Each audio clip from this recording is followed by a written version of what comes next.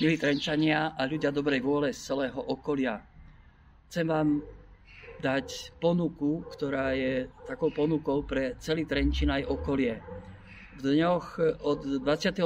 mája do 2. júna, teda celý týždeň, budú sa konať v Trenčine ľudové misie.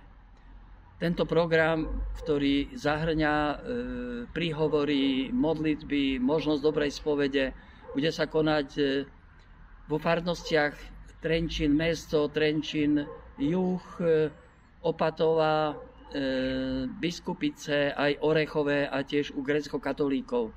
Prídeme tam reholníci z rôznych reholí, 3 týmy redemptoristov, minoriti, kapucíni, verbisti, gréckokatolíci budú mať tiež svoj program a tiež veľa skupín laikov, ktorí chcú tak nejako priblížiť to tajomstvo Božej lásky. Sme ľudia na ceste a možno sme už aj unavení. Všeličo nás tlačí k zemi a možno strácame takú chuť ďalej putovať, alebo sme zabudli vôbec, že sme ľudia na ceste. A preto ako pútnici nádeje chceme nabrať takú novú silu, posilu a tu nám Boh ponúka. Práve v tomto týždni Ježiš nám hovorí: ja som živý chlieb, ktorý zostúpil z neba. Kto bude jesť tento chlieb, nebude hladovať. A kto prijíma tento chlieb, má v sebe večný život. Čo si môžeme viac prijať? Uprostred mnohých tých ponúk tohto sveta je to jedinečná ponuka pre každého z vás.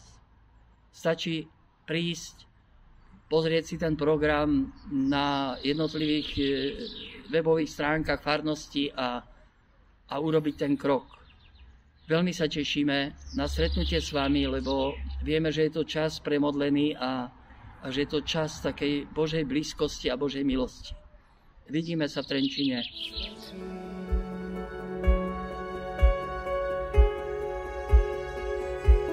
Nebudem žízniť, nebudem lačniť, nebudem žízniť, nebudem lačniť, nebudem žízniť, nebudem lačniť.